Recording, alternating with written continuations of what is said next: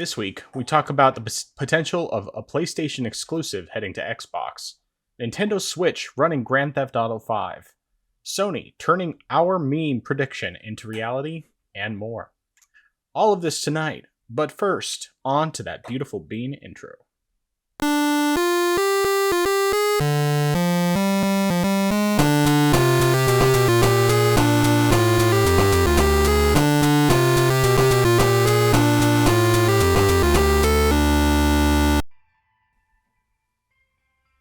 Welcome to the place where PC and console gaming talk combine. This is the Orange Box Podcast, episode 29. I am your host, the man who can only maintain a life speed of 60 frames per second by using dynamic resolution, Nathan, also known as the Frozen Gamer 87. And joining me, as always, the man who turned down the offer from Epic Games to have his likeness added to Fortnite, Justin, better known as I Am Zaracon. How you doing today? How's your week been?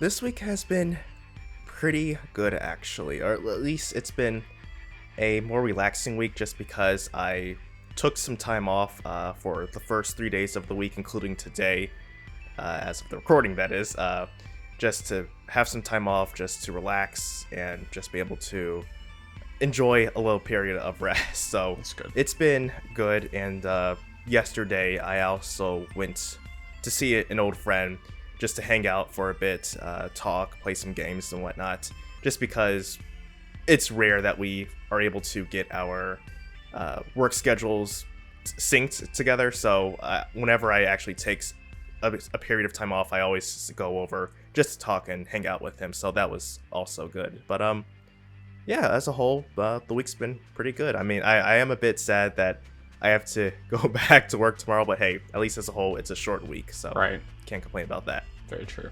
Yeah. Yeah, I always have a harder time with taking days off at the front end of a week instead of the back end. It's just easier for me. But at the same time, it's also, you have that break there. It's still nice having extra days off, so I'm glad you're able to get that. That's very good. As for me, my week has been pretty good. Of course, last week I mentioned about my friend and brother in Christ, Gabe Patillo, passing away a couple weeks ago, and his memorial service was streamed yesterday afternoon, and it was a really great service. A great time where several people were able to talk about him and the impact that he had on their lives, and the gospel was presented. I don't think it was presented maybe as clearly as I personally would have liked, but it still was presented enough to where that combined with just the impact that Gabe had on people, I really think it could potentially be an opportunity for that spread. Just one sec, my dog dropping the bone. Whenever he drops it on the cedar chest next to our bed, he just can never get to it, and then he's just moping. And I didn't want to be moping the whole time. But anyway, so yeah, the service was really good. It was kind of interesting. Someone commented, I thought it was really funny. There's one point when you have several big Christian artists doing, performing a song. It was just "It Is Well With My Soul" is what they were singing, and so on stage you have one of the people I didn't recognize. I think he might have just been part of the church that was hosting the memorial service. But then you had Michael Tate, who's originally from DC Talk, now part of Newsboys. You had Chris Tomlin. You had Tyrion, who I'm not really familiar with her. I did see her at episode 600 of Married to the Games, and she's married to one of the guys who Gabe basically called his son, even though he's not his son. Shout out to Nola Boy Woods, and then who else was up there? Oh yeah, and Ryan Stevenson, who Gabe did Eye of the Storm with a number of years ago, and I feel like there may have been another musician up there, but there was a couple guys who were just a guy playing drums and a guy playing, I believe, someone playing bass as well. People I didn't know who they were. I mean, I haven't kept up with modern Christian music for the most part since early 2000s. handful of people I know, it's just like, okay, there's a few like hymn writers and stuff like that, like the Gettys, Keith and Kristen Getty, and Matt Papa and Matt Boswell, and a few other people like that I'm like familiar with. Handful of people here and there. And like something completely out of left field is Shai Lin, who's like a Christian rap artist. Guy has amazing lyrics, like super theologically sound lyrics, and I'm not with him on the same page with him. I'm not on the same page with him in terms of eschatology, end times theology and all that, but nevertheless, I really love the guy. Something completely different from everything else I listen to. Anyway, all that being said, I really think that was a great service. I'm glad that was put out there, and it was cool. Toby Mac, when he went up to talk about Gabe, because I didn't realize how much time he had spent with Gabe, because Gabe had first gone, did like a dance, I don't know, dance class kind of thing that DC Talk was doing back in the early 90s. And he, and then they like just selected a couple people to join them and do like a couple of shows. And Gabe did that when he was 10. So this was 1991. Or actually, I guess it was probably more like 92, because he's end of the year kid. But anyway, and that Gabe had like joined on with DC Talk, I think around like 18 years old, in terms of being, more involved, like as a dancer and doing some singing. And then he was with Toby Mac on stage with him since the very beginning. So like early 2000s up until March of this year when he retired. And of course, he knew, and I guess several people, at least people that were close to him, knew about his cancer, and he didn't share that with everyone else. But anyway, it was just interesting hearing those stories from Toby in particular, because it's like Toby was like really, really close to Gabe. I mean, they were with each other like all the time, because basically when they were on tour, they were together 5 days a week. And, that was time that he was with Toby and not with his family, because he basically only got 2 days a week at home with his family, with his wife and 3 kids. And this was for, a really long time, but it was cool. And then Toby also shouted out Married to the Games, because obviously that was something Gabe really loved. I mean, his podcast, and it's interesting. And then of course, seeing like all the people who are fans of Married to the Games talking about how they met Gabe, and about just the difference in the way he approaches. I mean, he treated people. It's like, we never thought of him as a celebrity. I mean, like, I just was like, I heard that he was part of Toby Mac because he mentioned that in the first episode of the podcast. So it's like, oh, that's cool. It's like, that's cool. I haven't listened to Toby Mac in a really long time, but that's still cool. And it was just like, he always was a regular guy, but also a man who really loved Jesus and had like a great testimony. And I rejoice knowing where he is today, and I miss him like crazy. But it did make me want to go back and listen to the old episodes of the podcast. So I just went all the way back to episode 1 and started listening to that yesterday. And I mean, that gives me, basically 600 episodes that I can listen to in between the new episodes whenever, when those come out. So, but anyway, apart from that, just had fairly busy week off and on. Lots of stuff I had to get done, but I got things done that needed to get done. Finally got my tax return today. It took like, what was it? About 2.5 months to get it back.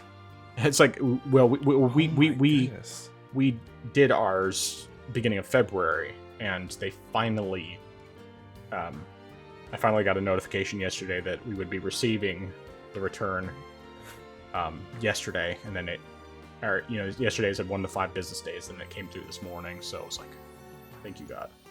Finally came through, because it's a good chunk of change. We always get a lot back from our tax return, but it's also because I don't make a lot of money, and so I always end up paying too much in taxes. And unfortunately, with the way everything works out, there's no way for me to pay any less out of my checks than I'm already paying. But at the same time, I'm always going to be getting a lot back because I have 3 kids, and so I get the tax credit for that and everything else. It's like I would rather just bring home more every paycheck and then not get the big chunk of money, early in the year, because it would just help to get through the year more easily without having to dip into savings all the time. But anyway, I went way off on a tangent, so that's about all I really have to say about my week. First of all, do you have anything you want to ask before we get into the games we've been playing? Because sometimes you do. I think I'm good okay. This week. I think I don't have any questions so far. All right. This week. So then, what have you been playing this past week? All right. So this past week, I played a little bit more of Power World. I did quite a bit more stuff. For one thing, I actually finally got a handgun, which has been doing more damage than the crossbow, and I additionally found an improved version of the handgun through some rare schematics, so that was useful. I also found, because of one of the new the new quests guides they have posted, missions, whatnot, to mission go capture. Yeah, to capture one of the pals on this island. And I was thinking to myself, what island? Where's this island at? And so I had to look it up online, just to look at a general map. And I realized, oh, there's just a far-off island, or at least there are at least 3 islands that are way off from the overall continent.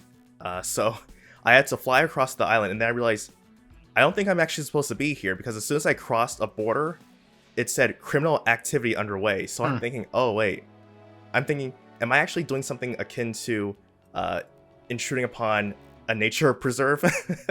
Because there are some pretty rare pals there. Okay. And so I thought, wow, so now I'm pretty much being Team Rocket right now.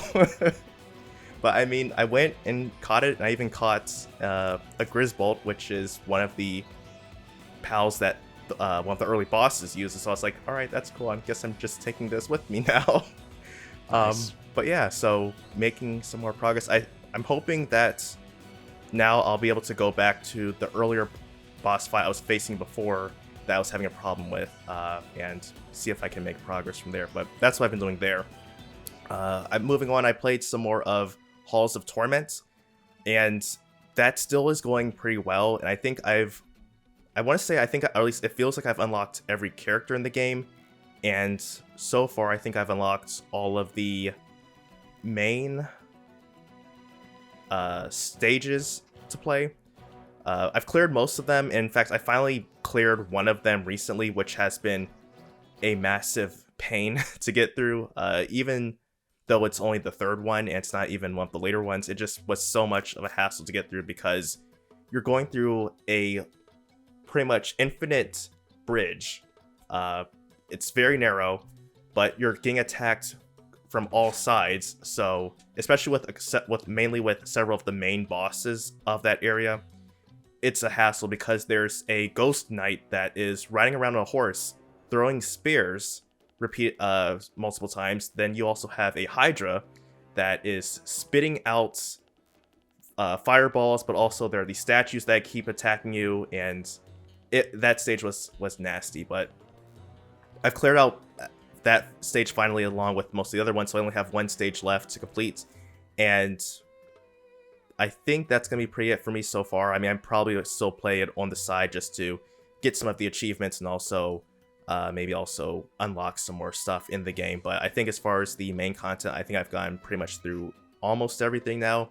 But of course, the game is still technically in early access, so there's probably gonna be more stuff added in later on. But I still think that it's one of the best Vampire Survivor likes out there. Definitely has a pretty good variety of content, and it also it doesn't do anything too drastically, but also at the same time, the aesthetic also, as I mentioned before, I just really enjoy as well. But it's pretty solid. And I played some Stardew Valley with some friends. We didn't really get to do too much when we were playing. We got through the last week of winter, so now we're finally back into spring again. We also, we did fully complete everything that we needed to do for the main idea of the game, which was to make sure that Grandpa's soul was happy with the progress we did with the farm and the community. So he came back the third year. He said, "You did well, grandchild." And so because of that, we technically beat the game, but it's still going on. We're still doing stuff there, still trying to get through the island and all the stuff that's there, which is going to really take a while, but we made progress there. And then yesterday, there's not going to be any gameplay footage because I wasn't actually recording this, but while I was with my friend, we were playing Children of Morta, which is a roguelike, I guess, how should I say, a roguelike game, sort of not really dungeon crawler, but just co-op, which you can play with a friend or you can play by yourself. Pretty interesting. It's a nice little pixel game. It's pretty fun.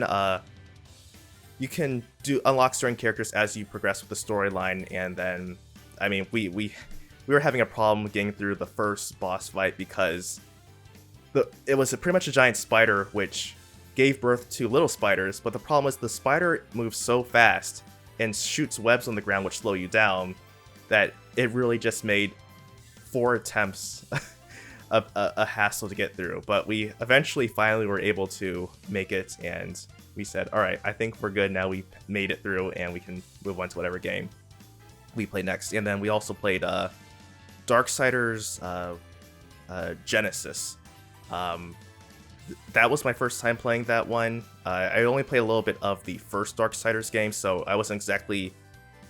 I had to adjust to the new style of the game since it's a top-down type of game instead of a third-person type of game. But that was pretty fun.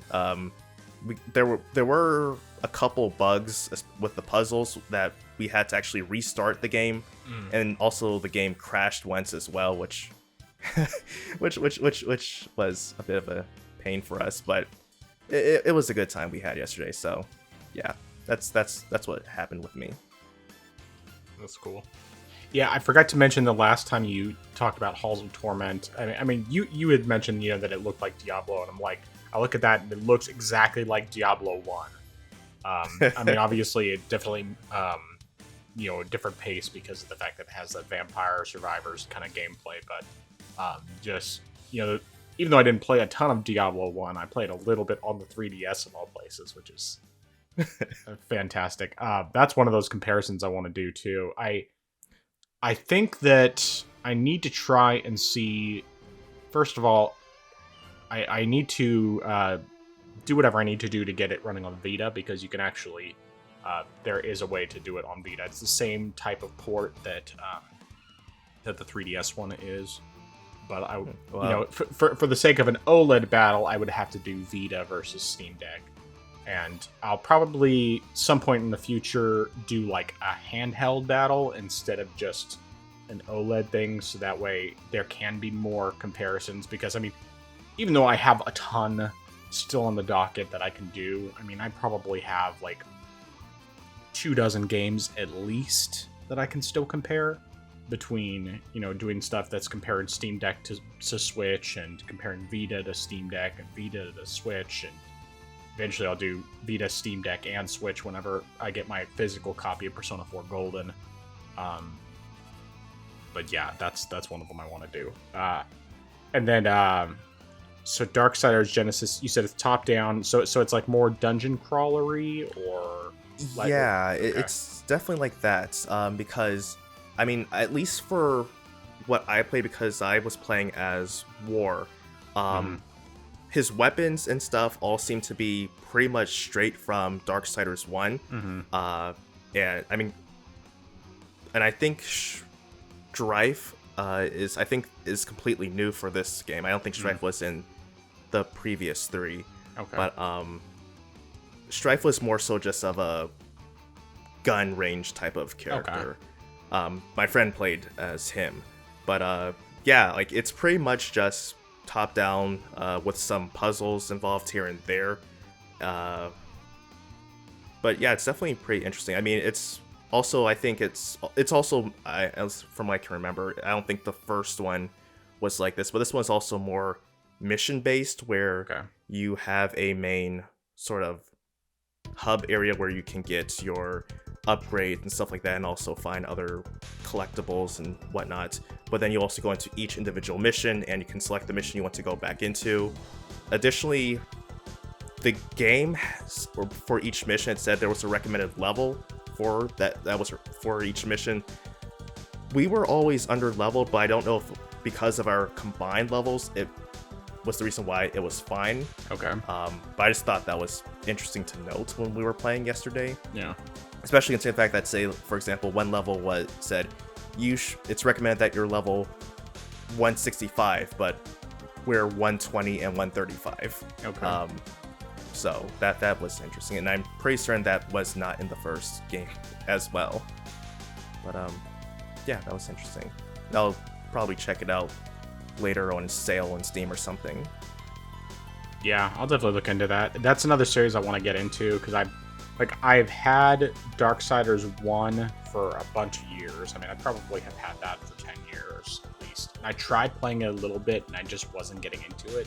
But it's another one of those where I want to give it a real fair chance. And I know that those games, at least from what I've heard, run really well on Steam Deck. I'm not sure about 3, but I know 1 and 2 at least do. And of course, that was one where I had bought the original versions of 1 and 2, and then got the remastered for free. They just added them to my Steam library, and it's like, hey, I'll take it. I'll take free remasters. That's one of the wonderful things about PC gaming. But yeah, so yeah, another series I'm interested in checking out. Don't know if it'll happen this year. We'll see. Just kind of depends on what else I end up getting sidetracked by, and whether I decide that I want to try to jump into that, or if I just do a completely different series. So, but as for the stuff I've been playing, I did get to play some more Destiny 2. Unfortunately, I forgot to actually record any footage. Just basically doing more of the seasonal activity, getting some of the guns that I had previously had in earlier years that got basically sunset, so that you could, I mean, like they couldn't be powered up any further, but they added new versions of those this season, and made it so that you can get different perks on them instead of just one set of perks. So it's like you can do a bunch of different roles, and you can like craft them to get different roles and stuff, and so that's pretty cool that they have that. But I didn't play a whole lot. I just kind of touched on it briefly on Saturday, and then wanted to make sure that I got some time with my boys to play some more games. So of course we played, my oldest played some more of Lego Harry Potter. We did the next level, which was, I'm trying to remember. I don't remember offhand, but it was whatever the next level was from the last one we did. So we did some more of that, and you know, it's like I said, I just enjoy playing games with my kids and having that opportunity. But then my other son, we played some Lego Pirates of the Caribbean, and definitely had a few moments where it was like I spent way too much, like an embarrassing amount of time trying to figure out what to do next. And it turns out that it was like there was this part in the level where you have to climb up a net, and then you climb across the ceiling to get some blocks to follow that you need to add to a track to be able to lift a platform that'll carry a cannon up to the top thing so that you can shoot the enemy ship to free Jack. But anyway, so yeah, it took way too long to figure that one out. But yeah, it's still fun. I'm just enjoying having that time with my boys. We only do one level per week because it's really just a matter of having the time, and then wanting to make sure they both get the same amount of time to play with me, and that it's not just like, oh, one of them gets to play this week and then the other person doesn't get to play till next week, or what have you. And I just want to be consistent about that. It's really important. So did some of that. I ended up playing a bunch of Horizon Forbidden West, which I played both on PC and Steam Deck. I played more on PC, but there was one evening that we just had like Monk going on in the background because that's the show we're currently going through.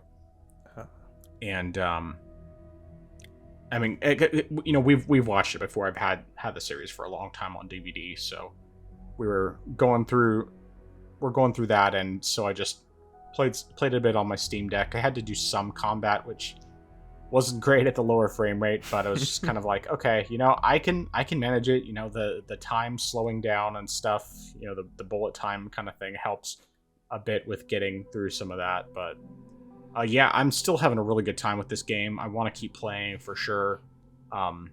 Definitely the game I played the most this past week. But then I did get back into Devil May Cry 2 some more, and I finished the game. So did all the levels with Dante, which there's like 18 levels, plus a bunch of grinding in this lava pit where you have to basically just dodge back and forth to build up your style points. You're like avoiding these flaming bats that are flying around.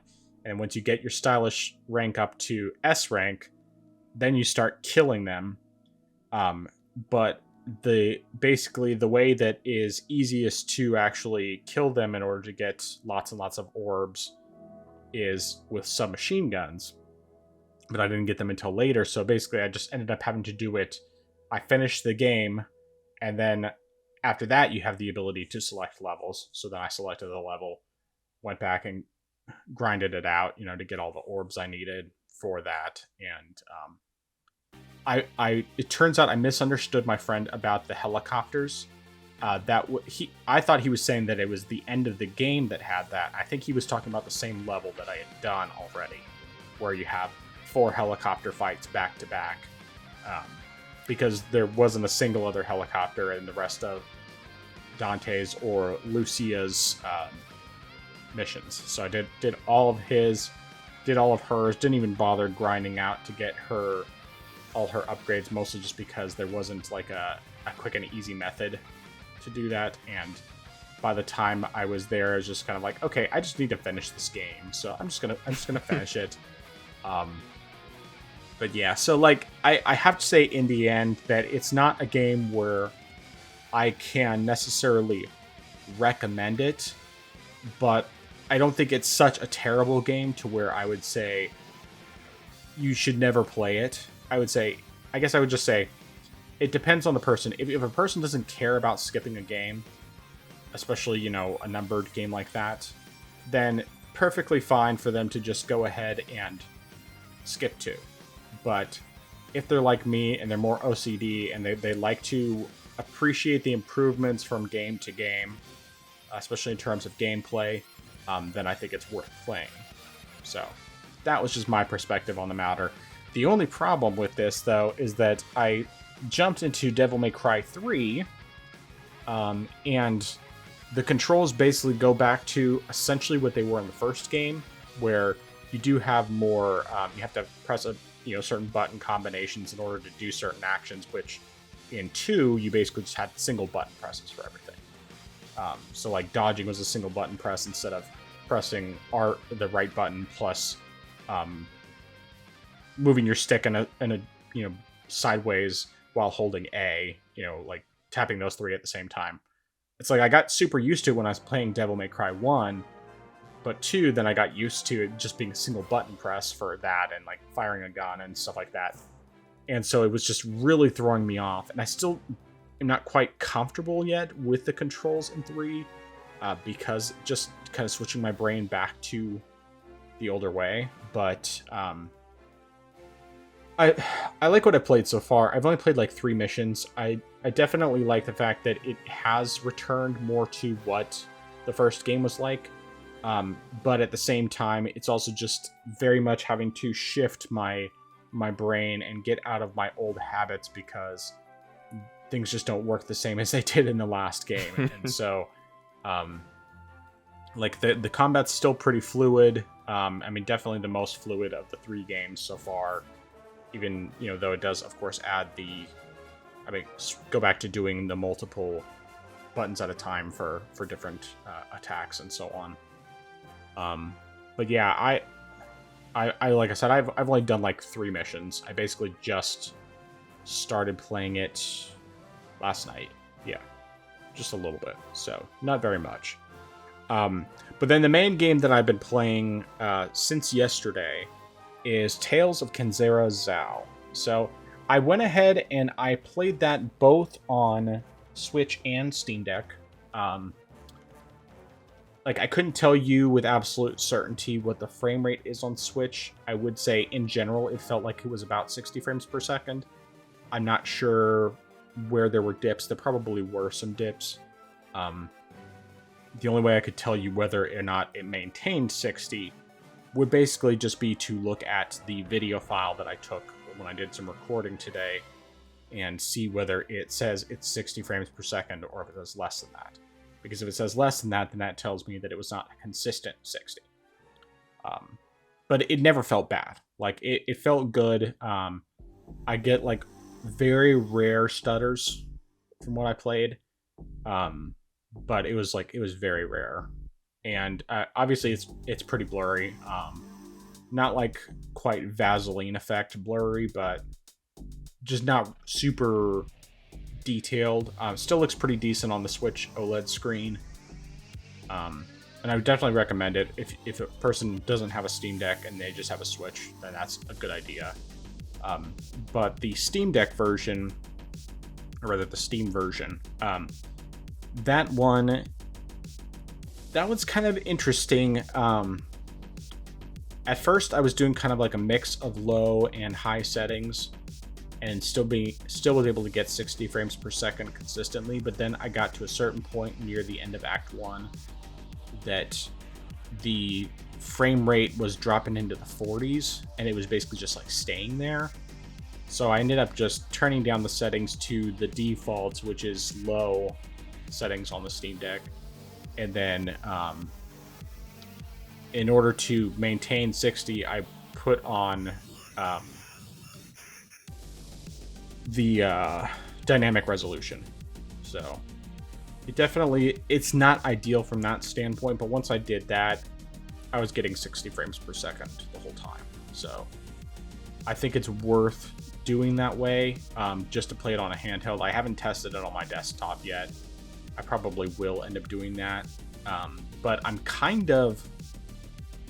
may end up like just basically playing through a section on one platform and then playing through it on the other platform right after that. So like play through a full section, go to the other platform and play through that same section. Because none of them take super long. Like, I think I maybe spent a total of 3 hours to get through the first act on Steam Deck, and I'm not positive on that front, and it may be more, maybe less. And a lot of, probably the vast majority of deaths I had were just from accidentally misjudging where my jump was and then hitting spikes, which are instant kill. But the game is really generous with checkpoints, like very, very generous. Like pretty much it's constant. Like if you have like a section where there's spikes, if you fall into the spikes, you get restored to like right before those spikes a lot of times, right before like a set of obstacles and that sort of thing. But it is a Metroidvania, in case you didn't already know that. And from that standpoint, it's really good. You can choose between playing either with the joystick or with the D-pad, and I've opted for the D-pad, mostly just because when it comes to actions when it comes to platforming, I just prefer the D-pad. Even though there are times like when I'm aiming certain attacks that I will end up using the joystick to aim. The only thing I don't like about the way that's designed is that you have to choose between the two in terms of the movement. You can always use the joystick for aiming regardless, because you're just holding down ZL or uh, uh, L2 to aim, and then you can aim with the joystick or you can aim with the D-pad. Either way you can, but when it comes to movement, you have to pick either to do the joystick or the D-pad. And ultimately, like I said, I just settled on the D-pad. And I really like the D-pad on the Steam Deck more, partially because, number one, it's a full-on D-pad, and number two, just the position is better for my hands because it's, right there at the edge, at the top of the controller, versus on the Switch where the D-pad, the little D-pad buttons, whatever you want to call them, are below the top joystick. And I can do it, and it's not like it's cramping up my hand or anything, but it's just not as comfortable. So, but either way, I've been enjoying the game. I did end up having a couple situations where the combat really got challenging, particularly just making sure to remember to dodge at the right times, and then there's one section before the first boss that you have, which ends up just turning into a regular every once in a while enemy, where you're going up this elevator, and so you have kind of a cramped space. Most of the time you have spikes on either side, not the kind that kill you instantly, but still the ones that do quite a bit of damage to you. I guess they're more thorns rather than spikes. And then you have some enemies that you have to use a different element, because you have two different elements. You have fire and ice, and in order to break a shield, and then you can damage them otherwise. And there was this part I got stuck on quite a bit yesterday when I was playing, and it just took me numerous tries to get through that portion because I just wasn't super used to the combat yet. And when I played it today on the Switch to record for the next comparison, I was able to get through it, and it was still, get through it on my first try with that.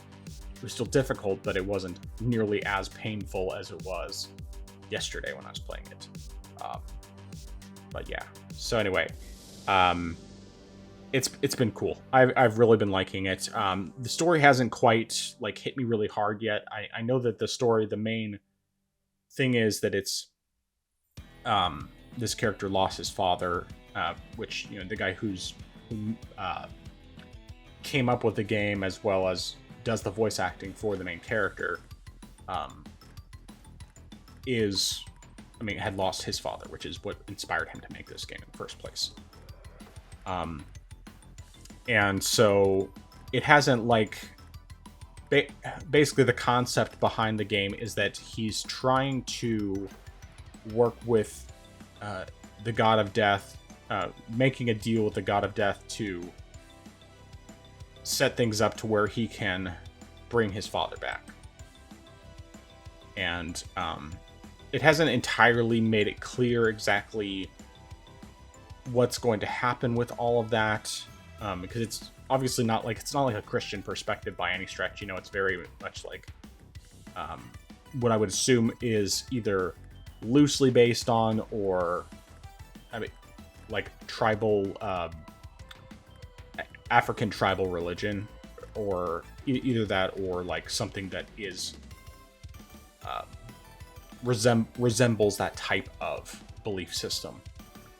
And so as for how all that's going to work out, I don't know. I feel like there's probably going to be more of a lesson to it, because there's definitely some aspects where they're talking about things that indicate he's in some ways going through the stages of grief, going through denial right now early on in the game. And so anyway, all that being said, it hasn't quite gotten to the point where it has hit me yet, because there just hasn't been anything significant other than the fact that he lost his father, and I imagine that probably that will change later on in the game as it goes forward. But either way, I think in terms of gameplay, it's a really solid game. I'm really enjoying it, and I definitely can recommend it. Plus, it's cheap, $18 right now. I think it will go up to 20 probably when it when the promotional period ends, but I'm assuming right now it's still $18. I know it was for pre-orders at least. And yeah, so but yeah, it's worth the time. That's what I think. So I actually had a couple questions. First question I had was, so how far actually are you into Horizon Forbidden West?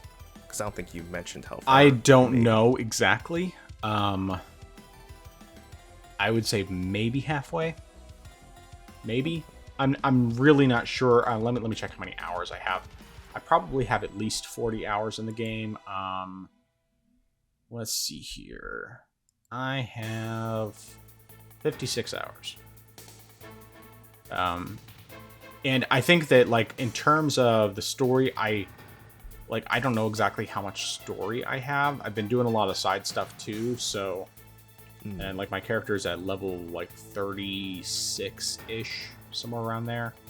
So yeah, I don't know, but I'm not like in any position where I'm thinking, oh, I'm getting tired of playing this. I'm just having a good time with it. So yeah. And then I guess also going back to Devil May Cry 2. So you mentioned that you were interested in like leveling up Lucia and getting all her stuff. Right. Is it because her combat just felt so different from Dante, or it's just because as a whole you just wanted to get through the rest of the game? Well, it wasn't really necessarily a problem with her combat. Her combat was fine. I mean, she didn't like have the submachine gun, so even if I had been able to do that same level, I wouldn't have been able to take down the enemies as much, because when you have the submachine guns, you literally can just fire them endlessly. With Dante when you have those. But with her, you don't have that, and so it just wouldn't be as fast, which means that it'd be a lot easier to get knocked out of the S rank, because if you're out of the S rank for style, then you don't get as many orbs to drop. Because more orbs drop, and more of like the big orbs, you can have an orb drop that's worth 500 orbs when you're in S rank, whereas otherwise you can't, and you'll get like maybe 10 orb. I mean, it's like each one's worth like maybe 10. So it takes a lot longer, and you're also on a time limit, because this is like a facility is exploding, and basically you have about 12 minutes from the time that you get down to that pit until the end before you have to save and quit in order to be able to maintain all the orbs you've collected so far. But yeah, the main thing is that Lucia doesn't seem to have a simple way to grind out the orbs. And so there's that, and the fact that ultimately I was just kind of like, I mean, I had just gotten Tales of Kenzera, and so I wanted to play that more, and I just figured, I'm not really feeling like any urge to continue on, because I already know I'm not going to do all the achievements in this game. At least not now. Maybe down the line, after I've finished all the games, somewhere I'm just like, maybe I'll just slowly work on playing through hard difficulty and Dante Must Die difficulty for each of the characters, and eventually work towards getting all the achievements. But it's not something where I feel in any way, shape, or form like there's any need, because I know that even when I finish 3, I'm still going to have a ton of achievements left to get, and it's just playing through the game 2 more times with each character, not really worth it for me. So okay. All right. Any other questions or thoughts before we start talking news? No, sir. All right. So we have a big rumor, and we have no idea if it's actually true. But apparently, according to someone within the Xbox Era podcast, and this is one of the same people who had actually previously talked about Xbox games coming to PlayStation, I believe, and then also had talked about this supposed Xbox handheld that's coming. So let me just find the specific.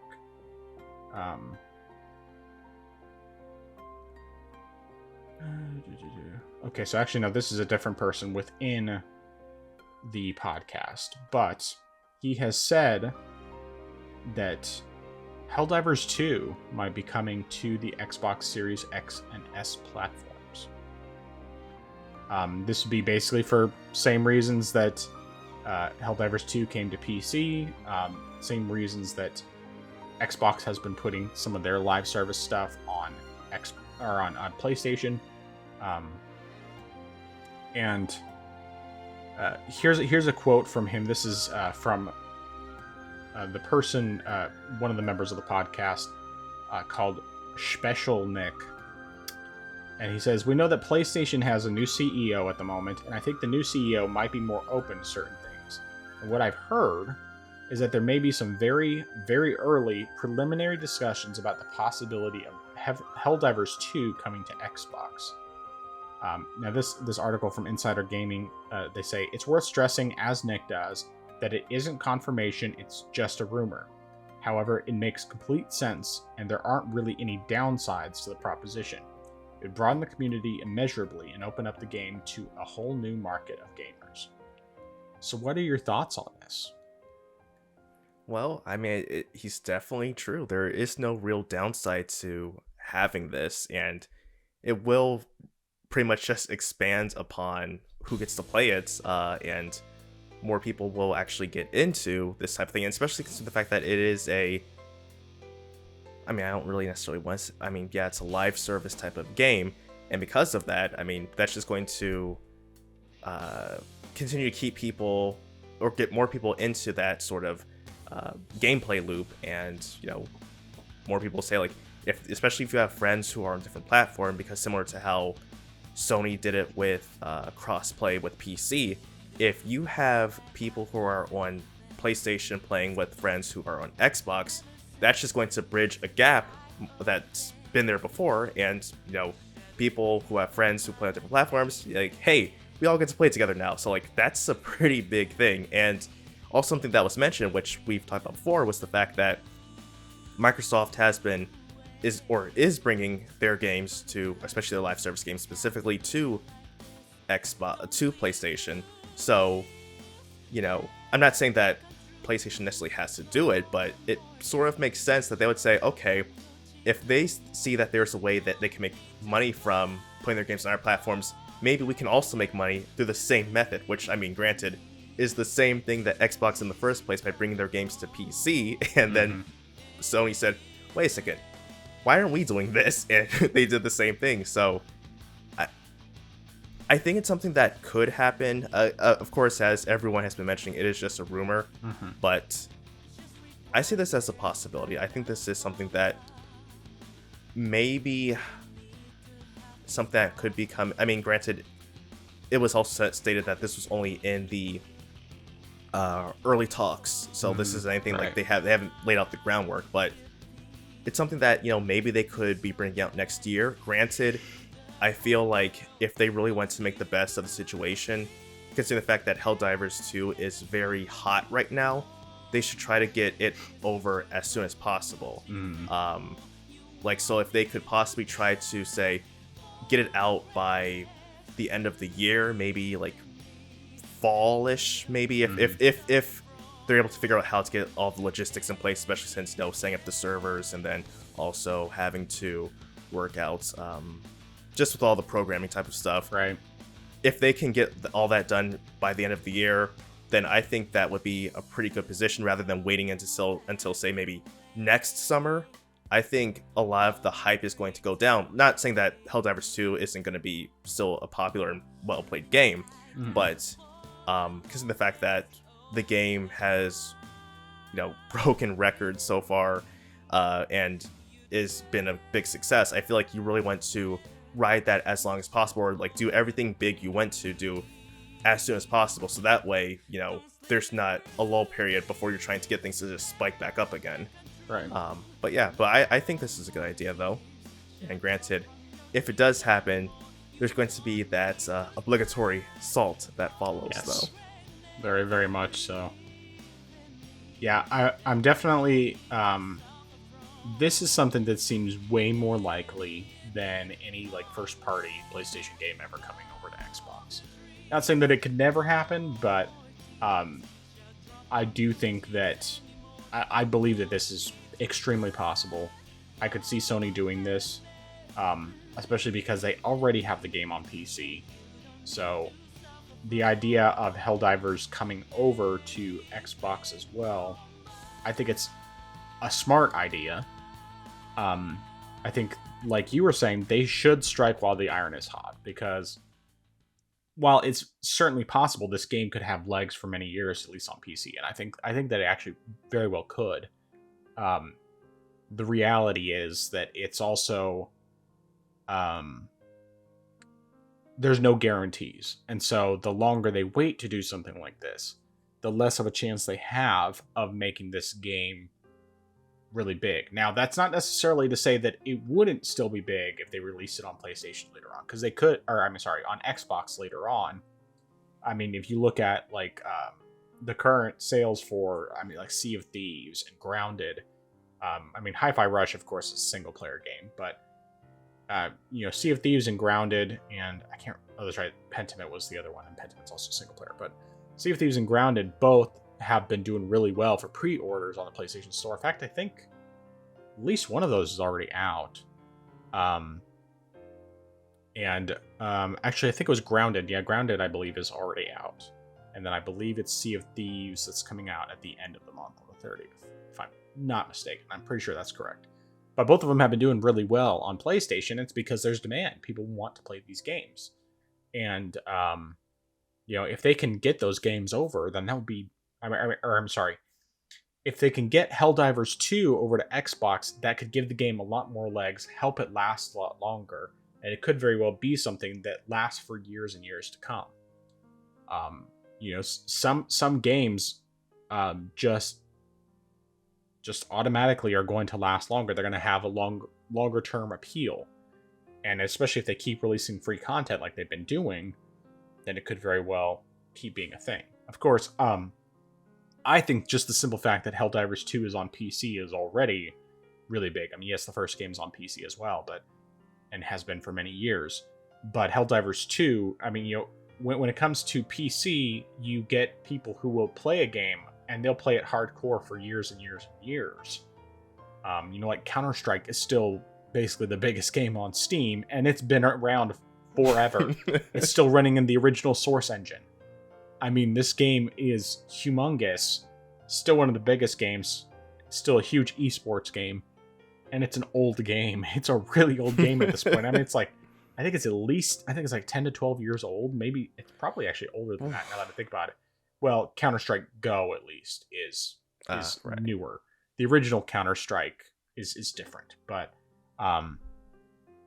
either way, I think that this is a really good idea. I hope that PlayStation does this, and not just because of the Salt, because yes, the Salt will be funny, and it'll just be more Salt videos to watch, which is always enjoyable. I love it. I love it so much. You know, it's funny. I always think about, you know, would I like to try to do Salt videos? You know, making fun of them and laughing at all the Salt. And it's like, yes, but at the same time, it's just not really me. You know, like, that's not I don't have the kind of personality that lends itself well to that, because I'm just a little too much of I like to try to see both sides sort of person. Whereas, you know, you have someone like, oh no, it's Alex, who will just make fun of people constantly and does a great job at it. And of course, his videos are extremely well produced. I love how much work he puts into it. Like, I don't know how he manages that. I mean, I guess he only has one kid, so maybe that makes it a little bit easier, but I know he works really, really hard to put out that amazing stuff. And I mean, there's other guys who will put out Salt videos that I watch regularly, like Joe from Seattle's a big one, Griffin Gaming, although I haven't seen anything from Griffin in a while. Klutzy King, Crab Named Heller,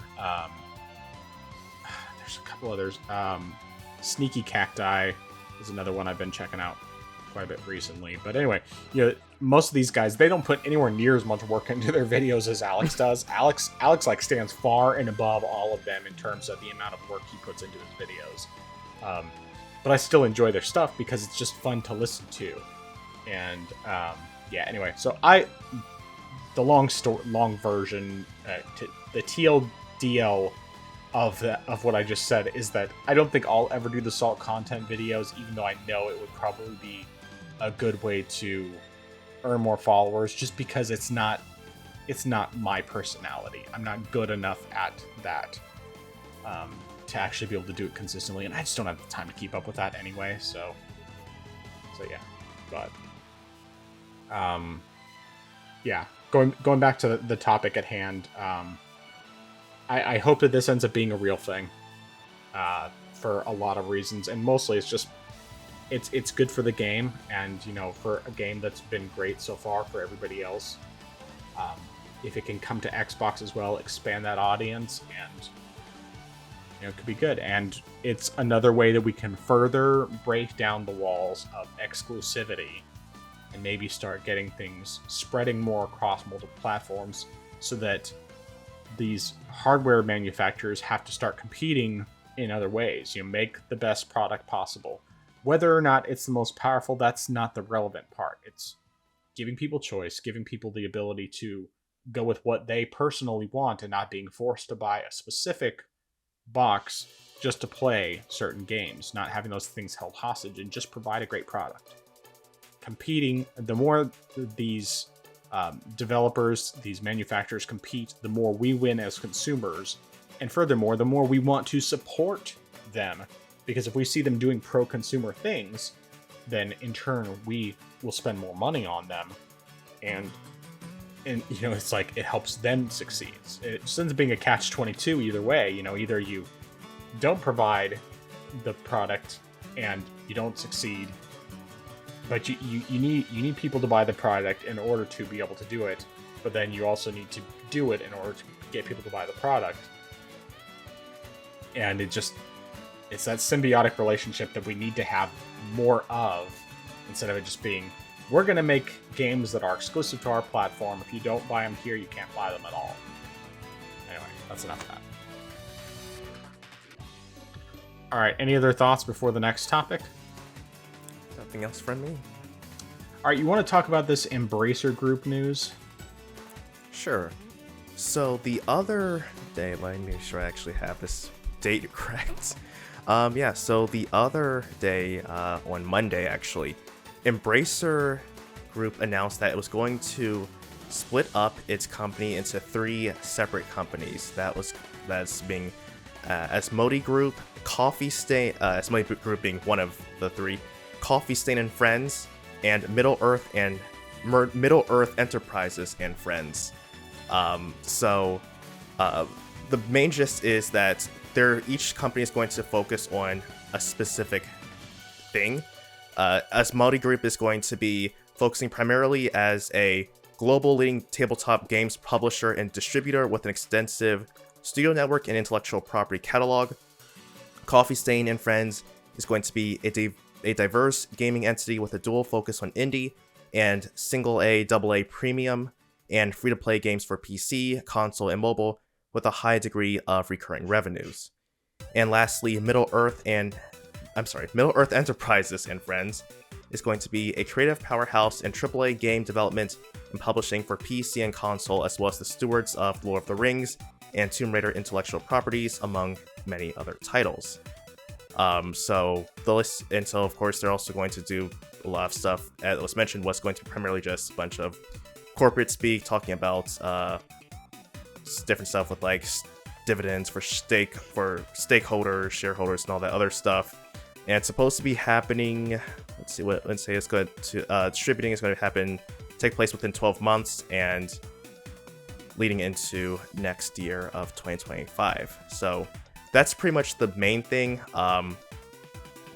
Even after looking through the statement, I didn't really see anything that stated as to why they're splitting up. Although granted, with the financial problems that they've been having, it's pretty much clear as to why they're splitting up into 3 companies. But before I go into my maybe small diatribe, do you want to share your thoughts on this?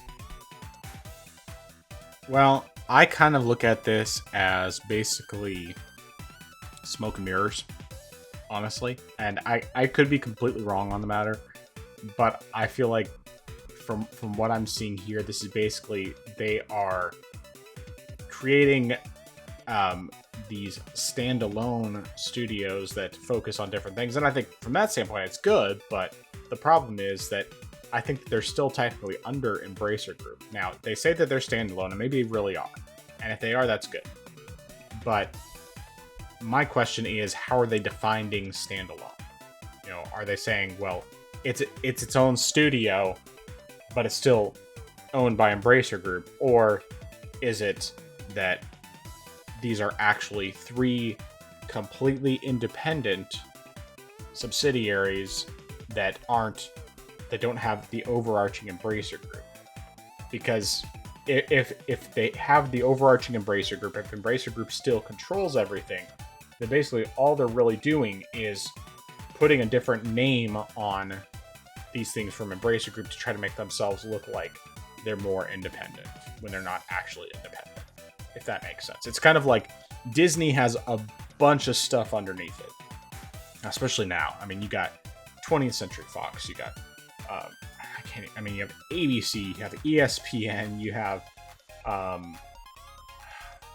they have like so many different things underneath them nowadays. I mean, just because they've swallowed up so much.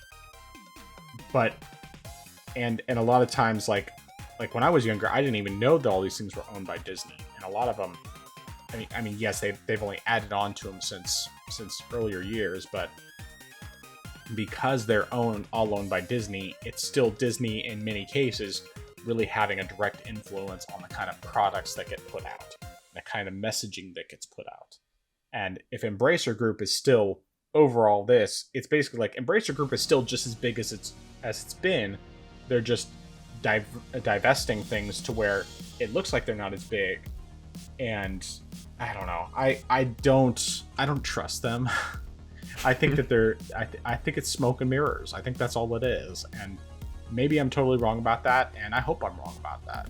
But yeah, I just I mean, I will say I do like the idea of them splitting it up into 3 different branches that focus on different things, so that there's not so much of a mishmash of stuff all together, because they just had so many different random crap stuck together, and all of it's crap, but you know what I'm saying, just like a whole bunch of different things going together instead of trying to have things focused on specific fields. I think that standpoint is really good. I just don't trust what they say they're doing.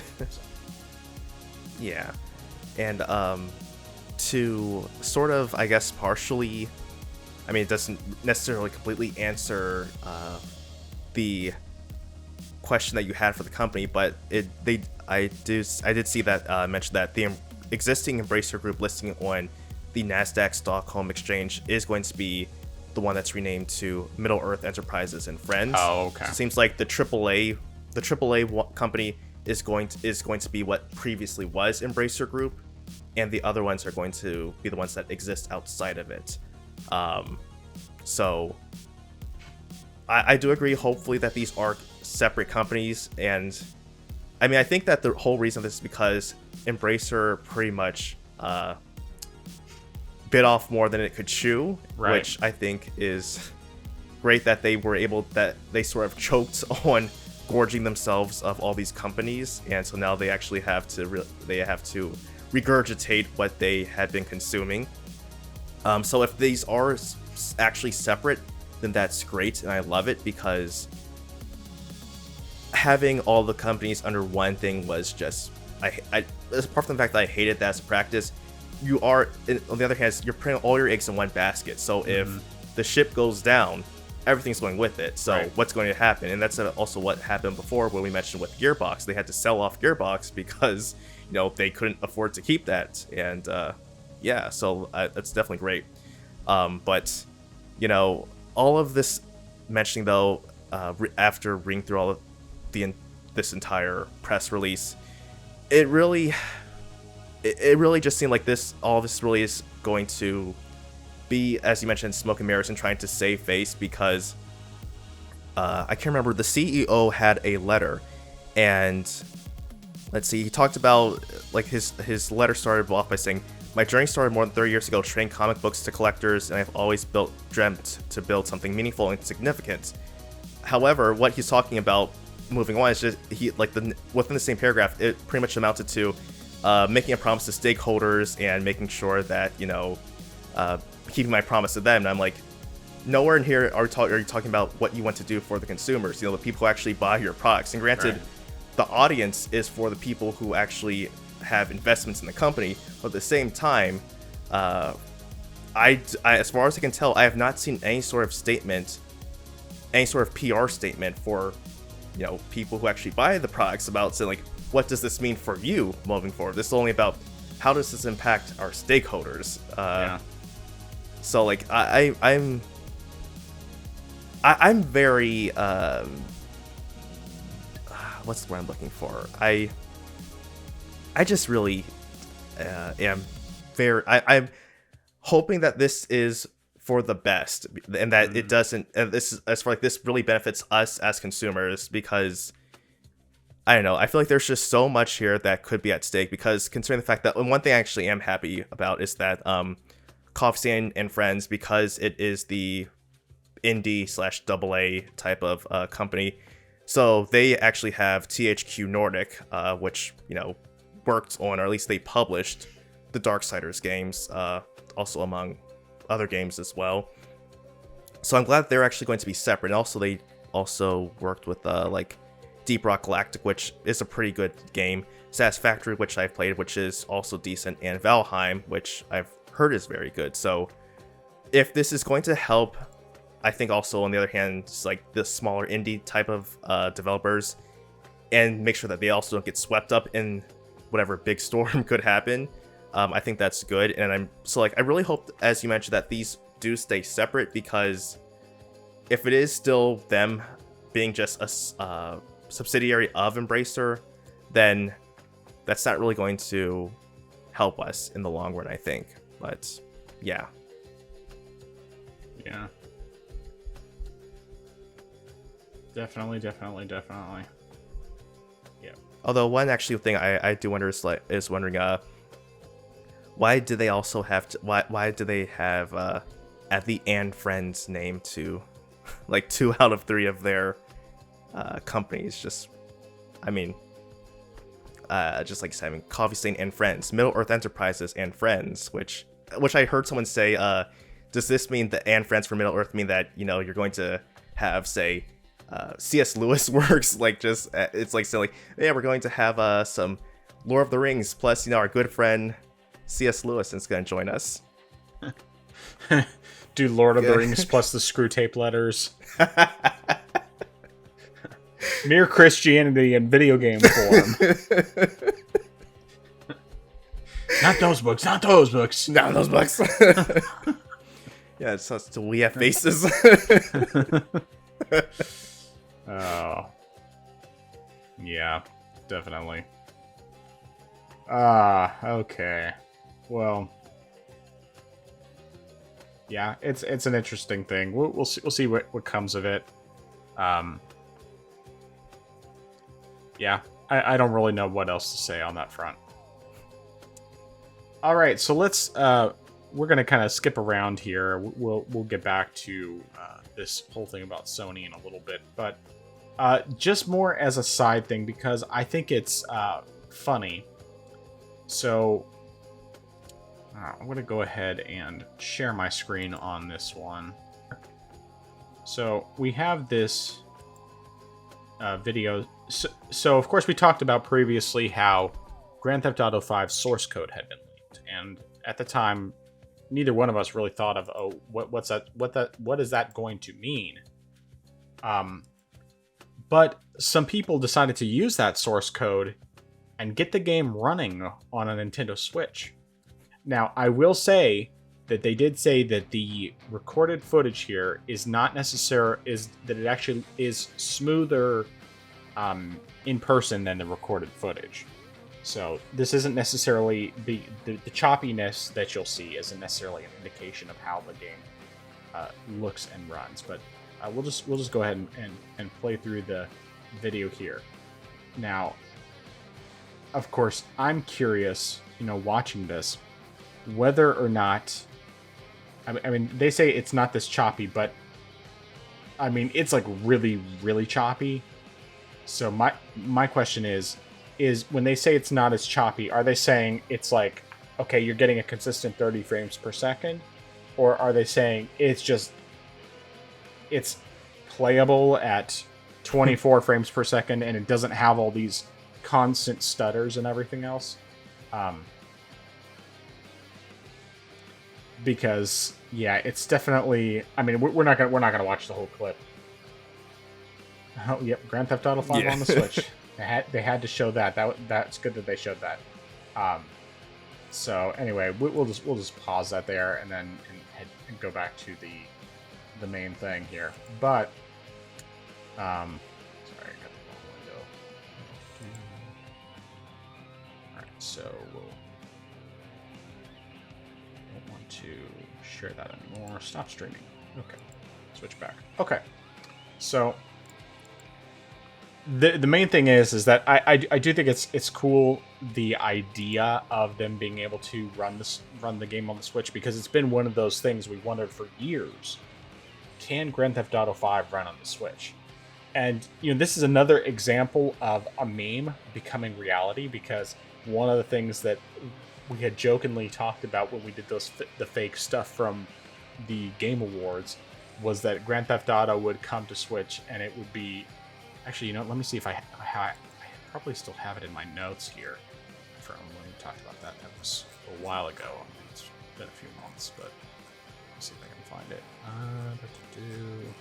don't even remember what episode that was. That was a long time ago. That was back in December. So, find it here. I want to read what specifically I said on that front, because it just ended up being surprisingly accurate.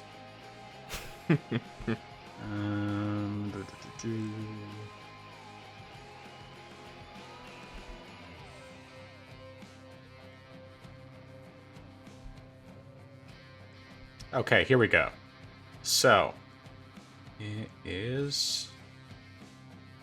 Alright, so this was the supposed like real thing that happened at the Game Awards.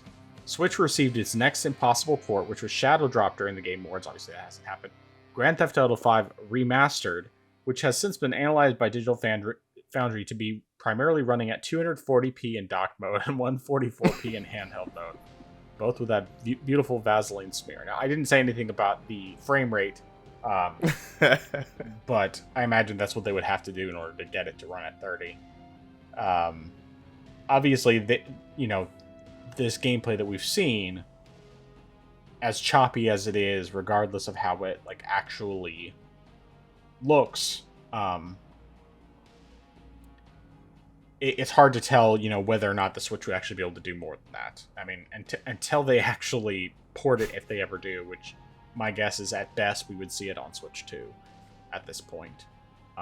That would be pretty funny if they just decided to drop it, randomly in what's really going to be the last full year of the Switch, before they release the Switch 2, most likely.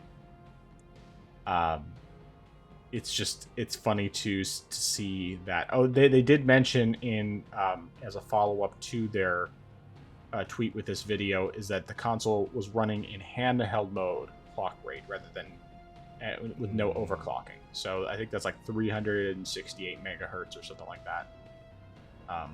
So it was like, whatever it is, it's like half the clock rate that it runs at in docked mode. So okay, but yeah. Of course, the game was on 360 and PS3, so theoretically it should be able to run okay on Switch. But yeah. Anyway, thoughts on this? Yeah, it definitely was interesting. And when I saw the video and sent it to me, I thought, initially when I saw it, I was thinking the same thing about, this is really choppy. And I'm wondering what they meant by that, especially considering the fact that as you said, they said it wasn't reflective of how it was, in person through hardware, with the hardware. And I was thinking, like, yeah, this is really kind of rough. And granted, I don't know if this is them just trying to get it to, if they're still working on just getting it to run on the Switch and getting through all the steps, because, I mean, it said it was still in the early process, I believe that's what they said. So I don't know if like they're still just working on it as a whole, trying to like try to make a full-on port for the game. But it definitely is interesting to see that it is running. And as you mentioned before, it was on the PS3 and the Xbox 360, so logically, I also agree that it should be able to run on the Switch as well. And also, I've seen several different videos online about how low of PC hardware can you run it on, and like I've seen people running on, say, like a GT 710. Someone even tried running GTA 5 on integrated graphics, just to, like, how far can they push it, right, to get the game to run and stuff. So on some older hardware, yeah, you can definitely run it. So I think if you can run it on a potato, you should be able to run it on, and not even just like on a modern equivalent of a potato going back like years ago on a potato. I think you should be able to run it on a Switch as well. Right.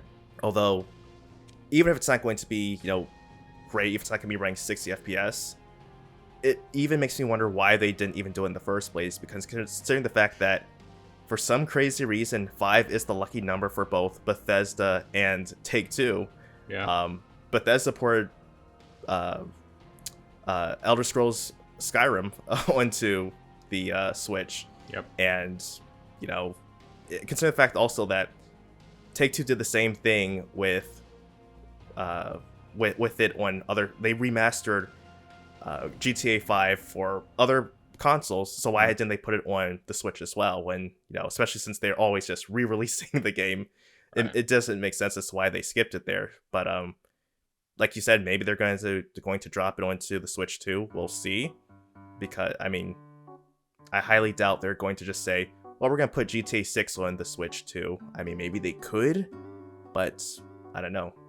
It could. I mean, also consider the fact that they, put the GTA 4, 3, and I think it was Vice City on the Switch through the trilogy bundle. No, it's three Vice City and San Andreas.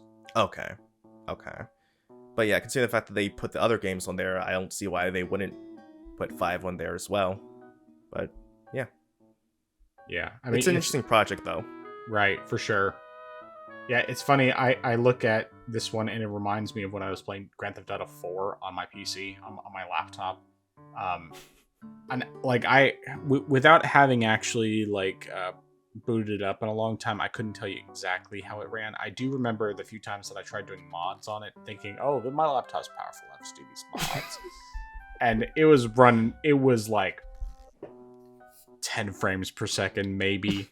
I remember there was one time I installed a mod that let me turn into the Hulk, and I was jumping up and destroying helicopters, and then like I think I was throwing cars at helicopters and stuff like that, and I mean, it was so bad. I thought it was fantastic, but oh man, the performance was horrendous. I think one of these days I might just need to plug in my laptop and then grab because I still have a physical copy of Grand Theft Auto 4 for PC, and try playing it on my laptop just to see how it runs, because I honestly have no idea. I have no idea how bad it would be, but I'm sure it's terrible, and I'm definitely curious about that. But anyway. As far as this goes, I thought it was funny, Grand Theft Auto 5 running on the Switch, and at least the recording is really bad. I do believe that it's very possible that it's just the recording, and that it actually runs better on the hardware. Just because of the fact that I've had situations where I've recorded a game where it was running just fine on my hardware, like Horizon Zero Dawn early on, the PC version had. I mean, I tried streaming it, I tried recording it, and it was just I couldn't believe how terrible it was it looked like it was running through the stream and the recording, because on my PC it was fine. I mean, it wasn't as good as it is today. Today it's way better, but it was still reasonably decent. And yeah, it was just like the recording and the stream was just not a good representation of how it was actually running. And that may be a similar situation with the Switch version of that game. So, yeah. Any other thoughts on that? No, sir. All right. All right. I guess I should say this. What do you think? What do you think your other predictions that you made are gonna be coming next? You got the Switch port down. Well, I mean, basically none of the other stuff for the most part. Although we will be getting into this next story with Sony, where basically they did take one of my jokes, and it's only a patent right now, but they've made the meme a reality, at least in terms of the patent. So I'm gonna just say that Sony stole my idea. But no, I mean, considering the direction they've gone in general with some of their modes, it's not entirely surprising. So let's get into what actually it is that was revealed. So this patent, basically, the idea behind it is that there would be an autoplay feature where games would be able to, if you're needing help getting through certain sections, or if it's potentially something for grinding, or what have you, that you could set the game to play itself for you, play that particular section for you. Which in my prediction, and I'll reread that here, that they would include a give me a movie difficulty mode, where the game plays out entirely as a movie and contains no actual combat by the player, just walking and boating sections, so there's no danger of dying. And yeah, this idea of autoplay, what are your thoughts? This is I don't know, like I see this as, well, I don't really see how Sony can implement this in their style of games and it not just be complete hand-holding, because the only one time did I see something similar to this actually being used and it sort of made sense, and that was in the Final Fantasy IV 3D remake, because of the fact that it had the auto battle feature where you can toggle on and off, where you pretty much just have a move or ability automatically set, so that whenever it was your turn, the character would automatically do it. They couldn't necessarily do anything else, but they only did the one thing that you set them to do. Right. And that was good if you're, say, just trying to mindlessly grind, or if you're trying to go from one point to another point, but you kept getting stopped because of the random encounters, right. And you were like, I really don't feel like dealing with this right now, so I'm just gonna set this on, wait until the battle ends, and then keep trying to move on.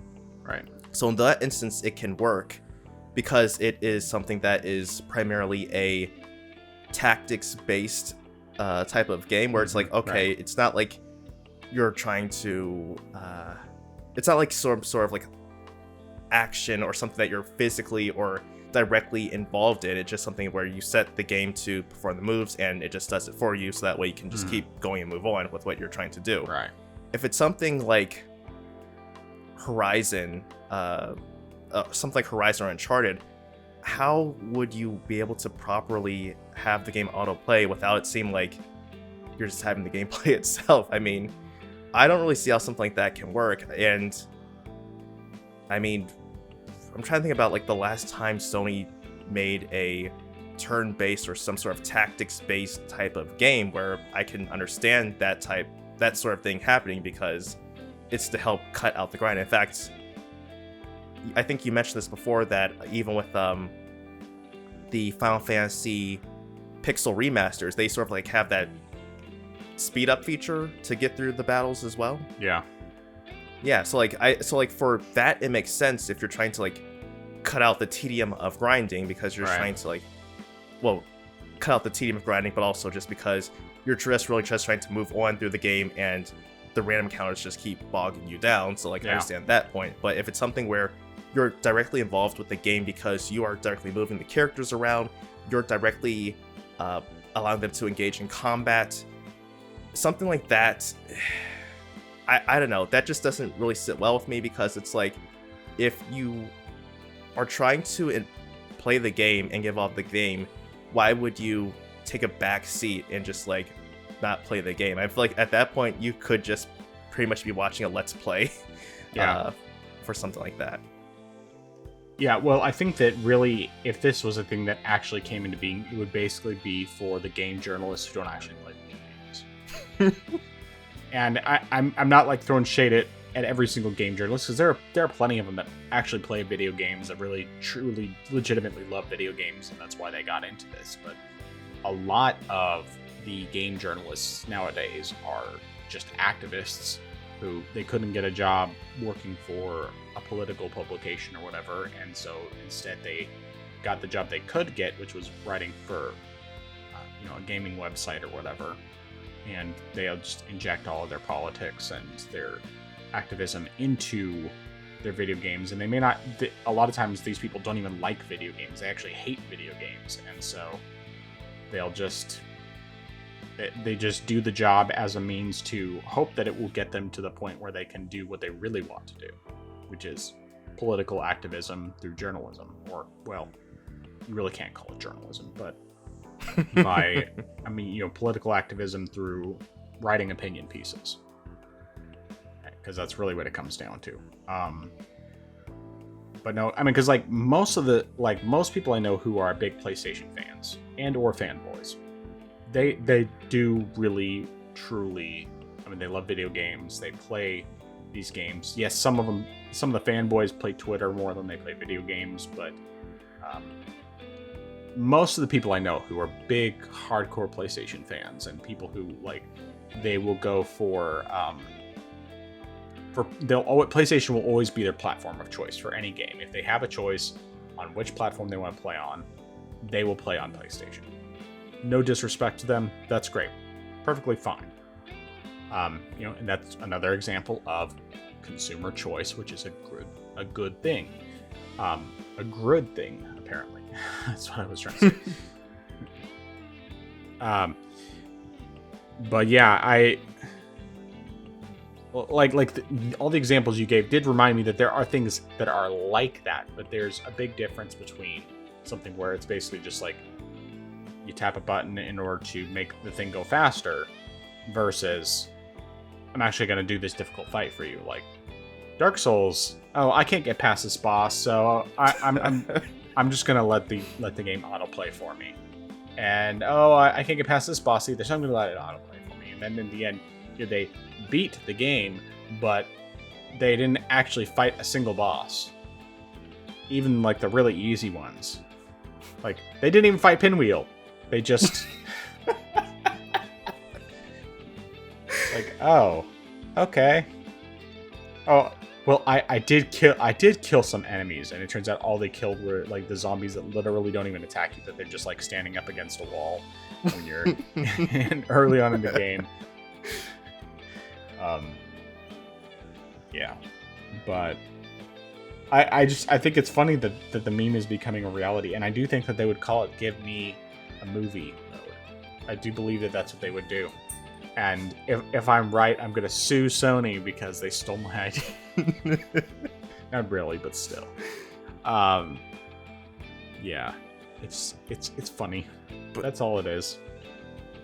And here's something else that I thought about, which I just thought about, is something that you brought into my mind because of what you mentioned, with how a lot of these quote-unquote journalists are going to push this as a reason, as to this is a good reason and we should have this because it helps with accessibility for people. Yep. But again, which is the point you mentioned before, accessibility and difficulty are two different things. Yep. Versus the fact that if someone can, is having a physical disability that prevents them from playing a game, with the special controllers that Microsoft and Sony have put out for people with physical disabilities, that's accessibility, because it gives them a way to actually play the game when they couldn't play it any other way before, because they just couldn't use the controllers for whatever reason. They couldn't use it, and so these controllers works perfectly for them. That's accessibility.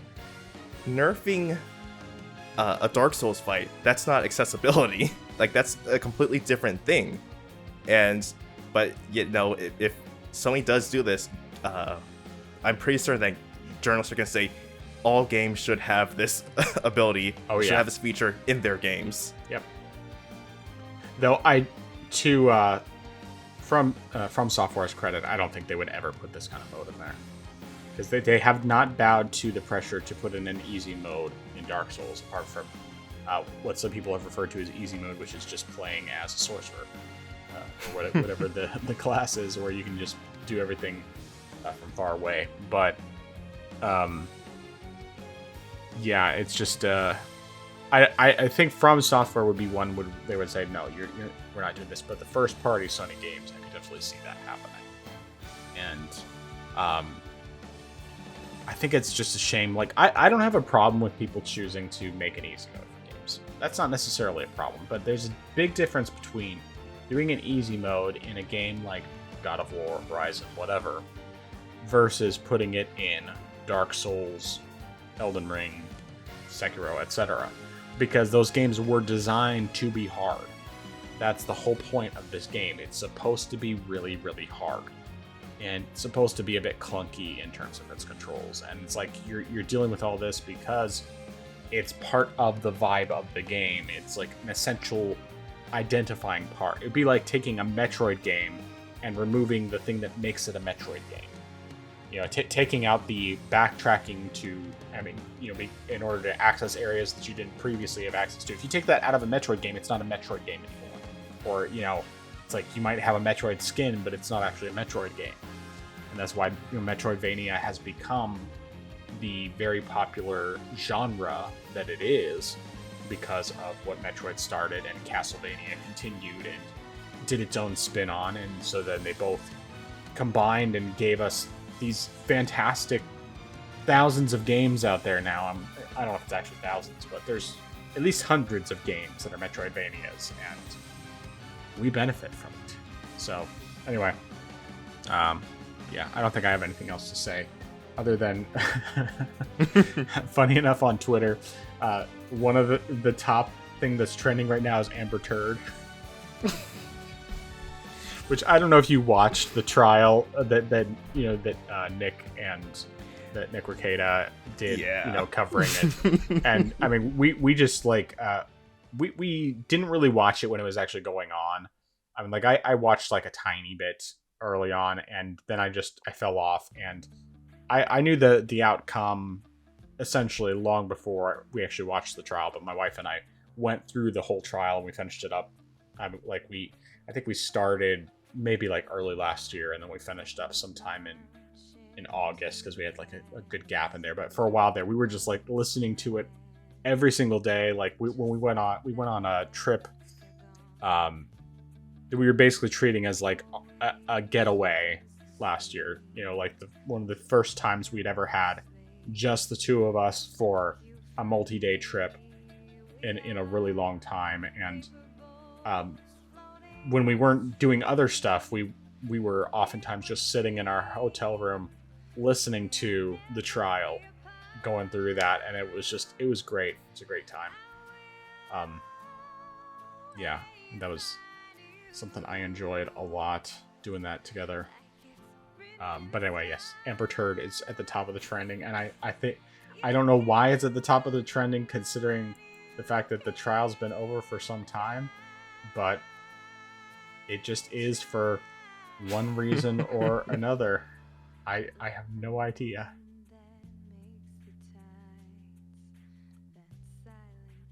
Okay, I'm not gonna go down that rabbit hole. Yeah, so that's all I have on that. Do you have any other thoughts on that new Sony meme? No, sir. So the last story I had here was just related to the Asus ROG Ally. So there was sometime last year, after the ROG Ally first came out, that there were reports from some users where it was getting so hot that it was actually melting their micro SD cards. And a lot of people sent it in to get repaired. And of course, there was an expense involved with that. It wasn't something that they specifically were that they were actually taking care of in terms of the cost, even though it was a hardware flaw. But recently, they actually have started sending out emails to people who were affected by that, and they are going to reimburse people for the cost of those SD card reader replacements for that. So that's a pretty cool thing. Any thoughts from you on that? Yeah, it's definitely a good thing. I mean, it's bad that there was a defect with the SD card readers, but it's great that Asus is going and reimbursing the people who had to go into costs just to get their item repaired, which wasn't their fault in the first place. Right. So it's great that they are going to reimburse people there. I saw that it is only for people who are in the US, so I'm hoping that eventually they can do that for people outside of the US, so in other countries, so that way they don't have to necessarily go into their pockets, or at least they can put the money back in their pockets that they shelled out to get their allies repaired. So that's good. It's always good to see companies who go and take the initiative to do well by their customers. It's something that you don't necessarily see too often, unfortunately, and a lot of times whenever a company does try to make amends, it's after a lot of backlash has been received, after a lot of criticism has been made, and in the only in several other instances that I can think off the top of my head has the company come out and said, hey, there have been some reports that this has happened, so we want to go ahead and make things right. Please reach out to us and we'll get these fixed by you. I know that Fractal Design did this with their torrents PC cases a couple years ago, and it's because of the fact that they did this. I actually thought, what, I was interested based on some of the reviews I'd seen on the case. I think I'll go ahead and purchase that case to use for my PC. So that was great there. And in fact, I also think that there was some sort of issue that Steam Decks had, and Valve sent out some sort of message saying that if you send out your deck, we will get it repaired and fix the issue for that. I think it was with the fans that there was an issue with, at least with the LCD version with the fans. Okay. There was an issue with that, and Valve said to send it in, we'll get your decks replaced and whatnot. So that's definitely good. And so seeing Asus also doing the same thing here is great. And it's really something that I want more companies to do. I mean, sure, it makes them look better, but it's still great to know, even if they don't necessarily care, there's it looks like they care about their customers. Right. So that's always good. Indeed. Yeah, I don't really have anything else to add. I think it's good that they're doing that, because I remember hearing about that. I was like, oh, yeah, that's another reason why I'm glad I have a Steam Deck and not the ROG Ally.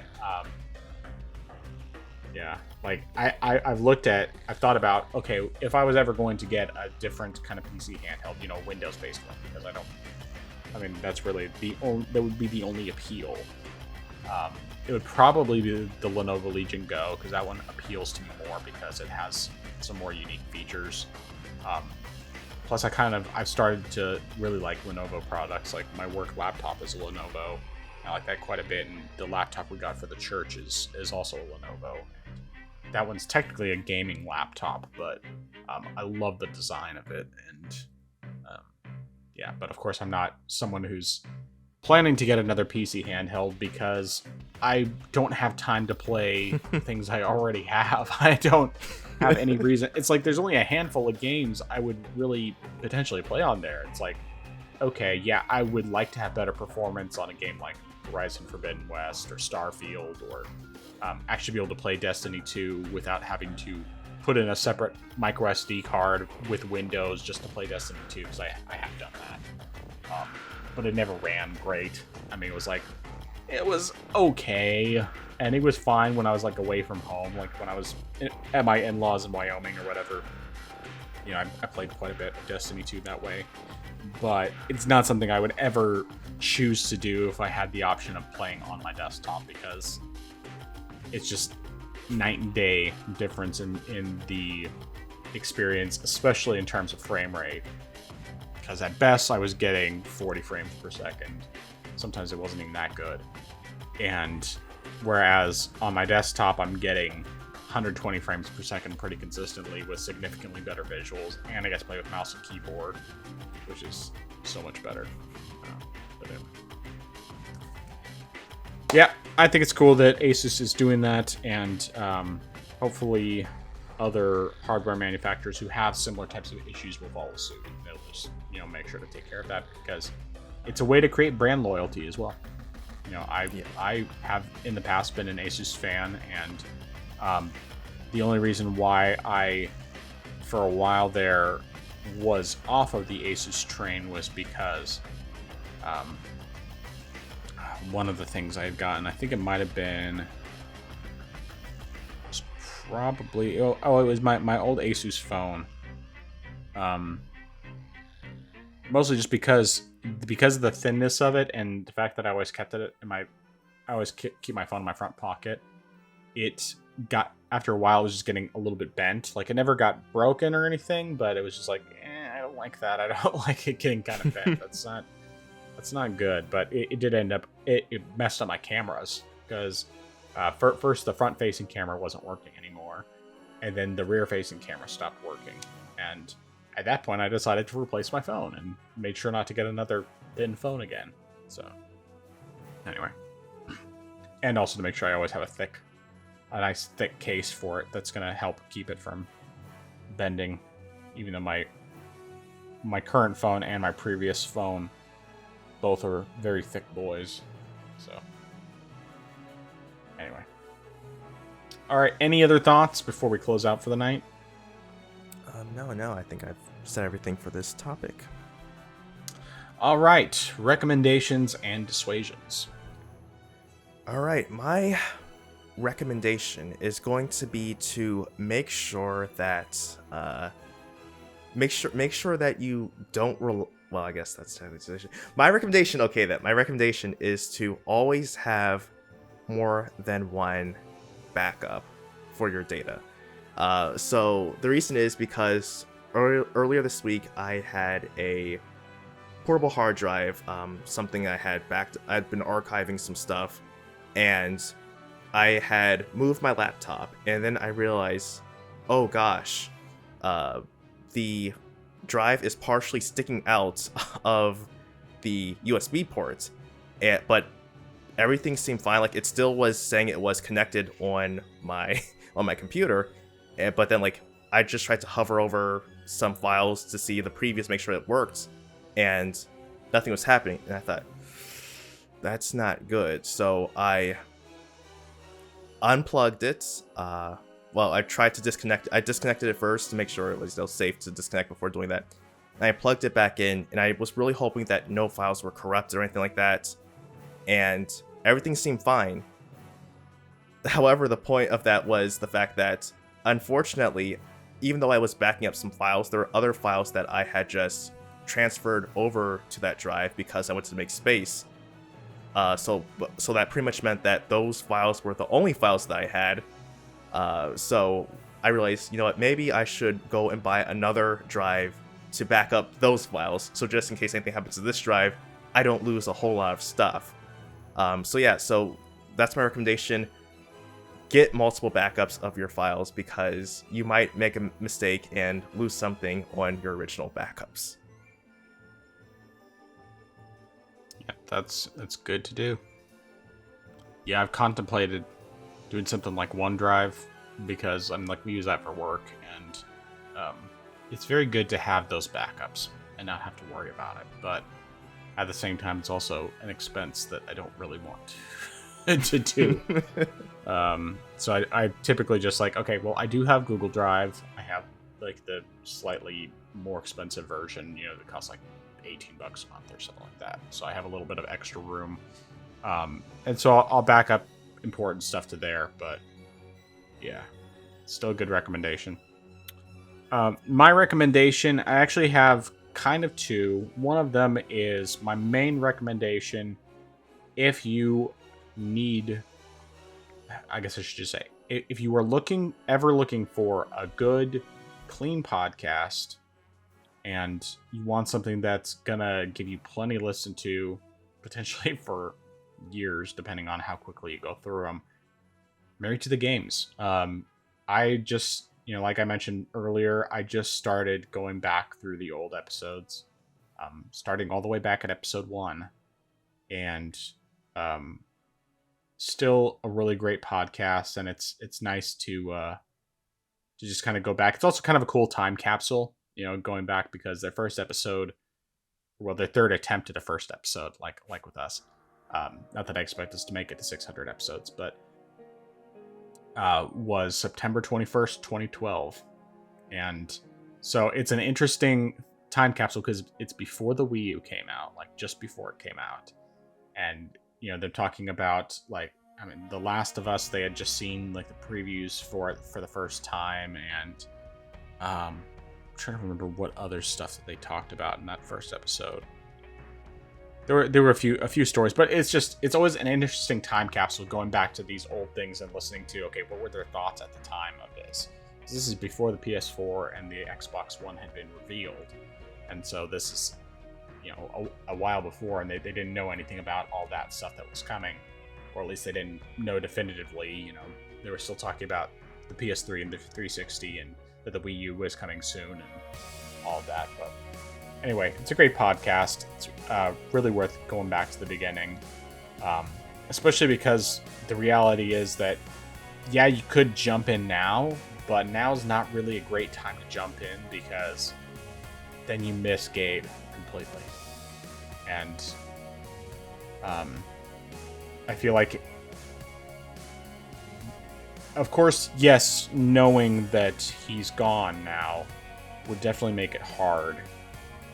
In some ways to go through all those episodes knowing that he's gone now, but it also gives you a chance to appreciate who he was and just appreciate the podcast in general, because it's been going for a long time.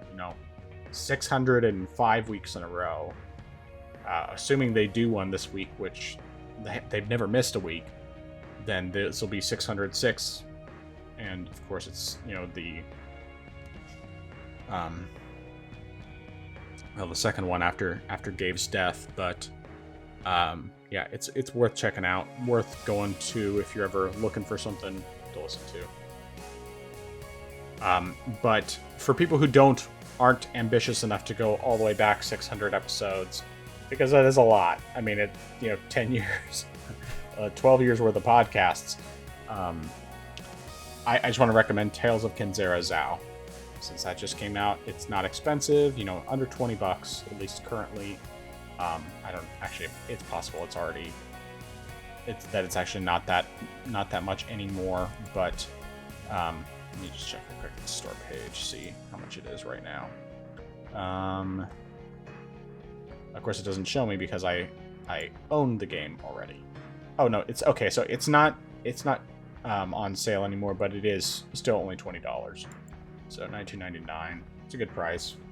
Probably going to be a pretty short game, but I'm perfectly fine with that. Sometimes it's nice to have a short game, short, solid Metroidvania, and so far it's solid. So that's my recommendation. Anything before your dissuasion? No, sir. Okay. All right, so your dissuasion. My dissuasion is going to be, if you are looking to buy a PC handheld, do not buy the MSI Claw.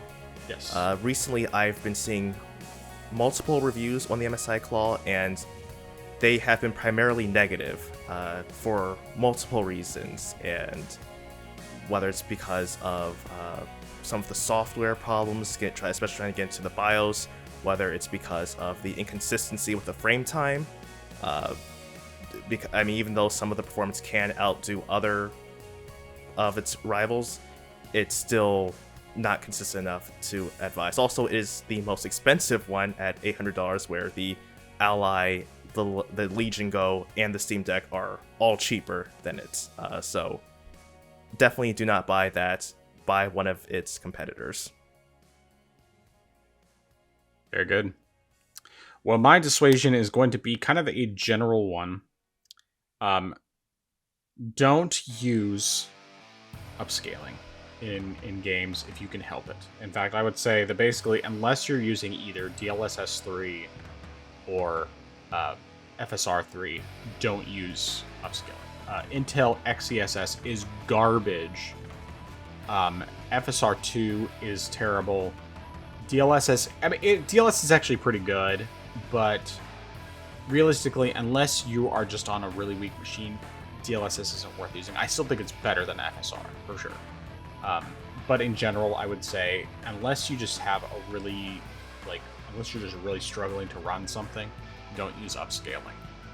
Definitely when it comes to games on the Steam Deck, especially Horizon Forbidden West and Starfield as great examples, neither of which run very well on the Steam Deck. The Starfield runs better between the two. The upscaling, especially FSR, it doesn't work well at all. It just makes the image more blurry, it makes it more fuzzy. It's just awful. The games, and most of the time it doesn't make any difference in the performance either. Even running on performance mode, where it looks absolutely terrible. It's you can get basically the same performance running it without an upscaler and still be able to and then it looks better than it does with the upscalers. The upscalers just completely ruin it. So yeah, I say don't use upscaling if it's at least not on the Steam Deck. And if you're going to use it, only use DLSS or FSR 3.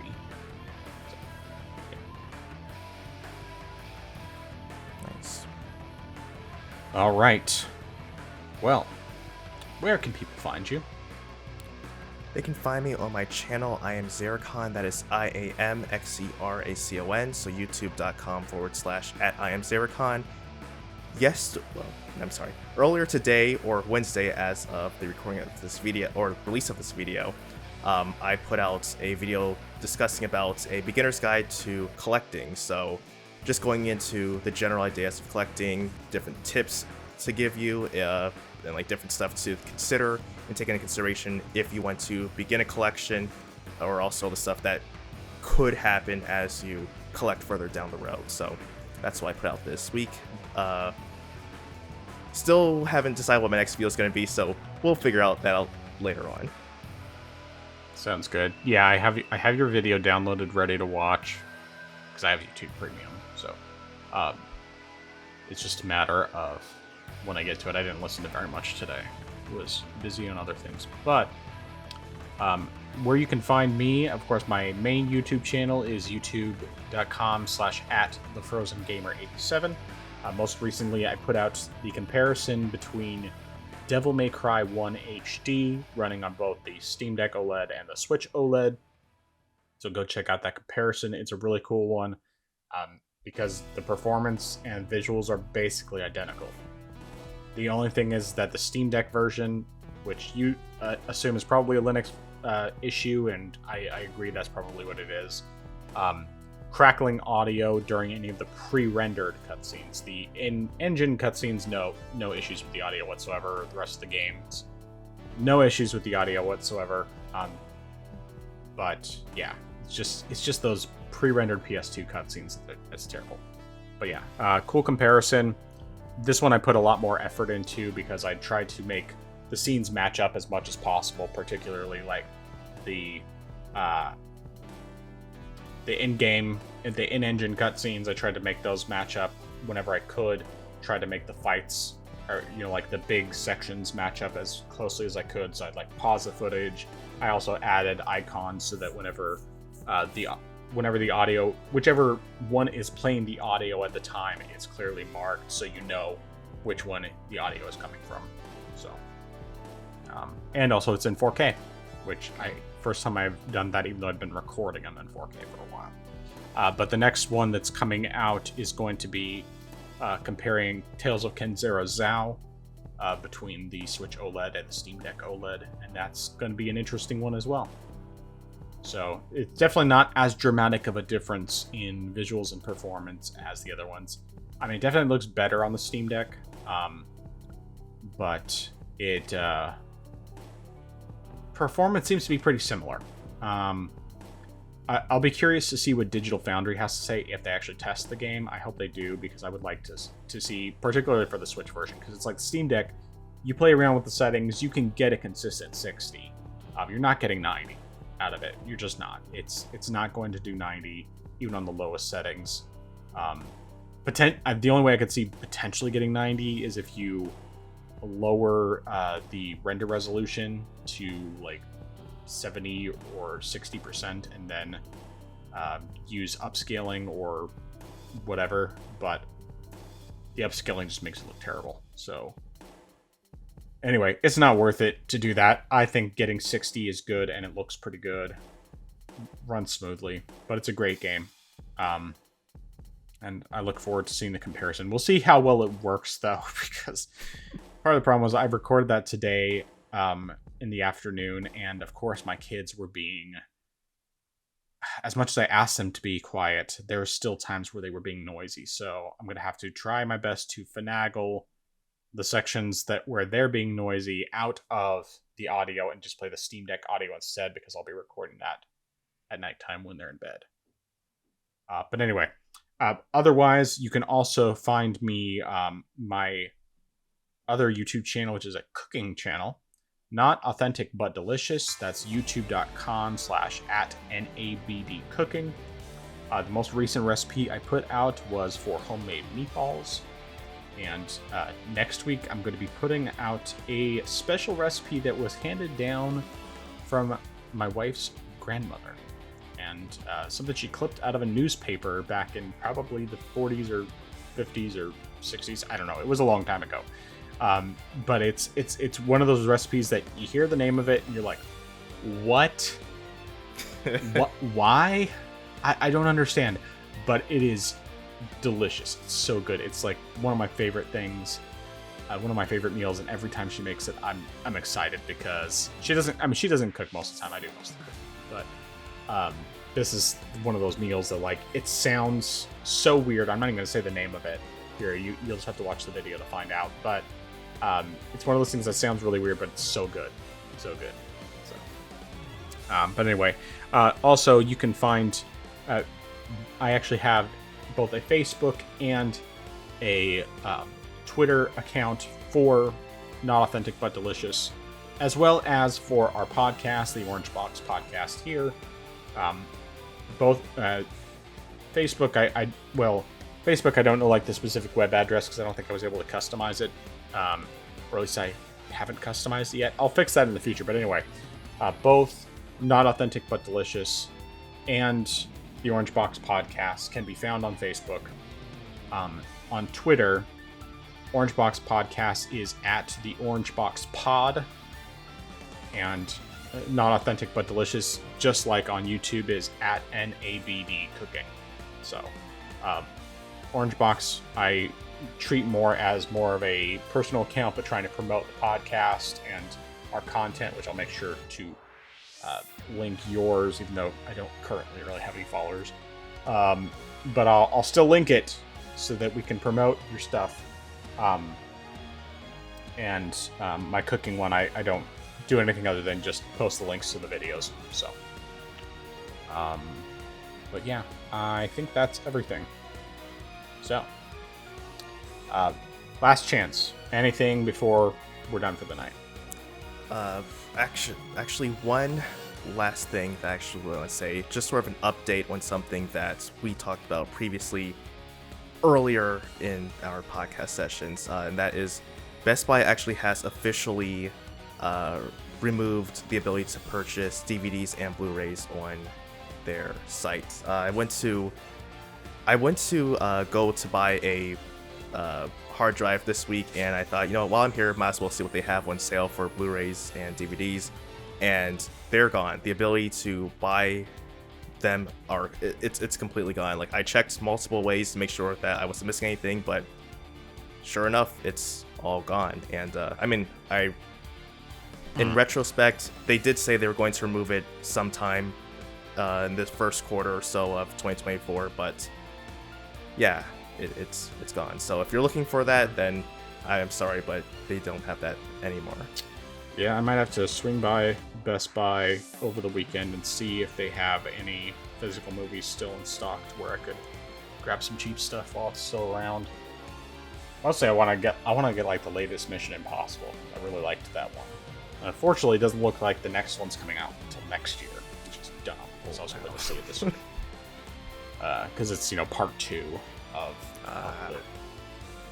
last year was Dead Reckoning Part 1, and I'm guessing it's next year that's Part 2, because I couldn't find it listed on Fandango as an upcoming release. So. Anyway. Alright. Well, good to know. I think Walmart's starting to get rid of some of their physical games and stuff too, at least like the Xbox ones. And I don't know if that's everywhere, if that's just some locations, but I'm gonna probably do a little bit of searching around on the weekend and see what, if anything, I can find, if there's any good deals on stuff just worth grabbing before it disappears. I'm not expecting much, but I would definitely like to get some more physical Switch games, some of the ones that have been on my list for a while, but it's just a matter of finding a good enough deal to make it worthwhile. So, all right.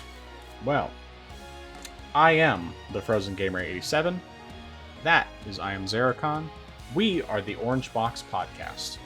And until next time, make your memes reality.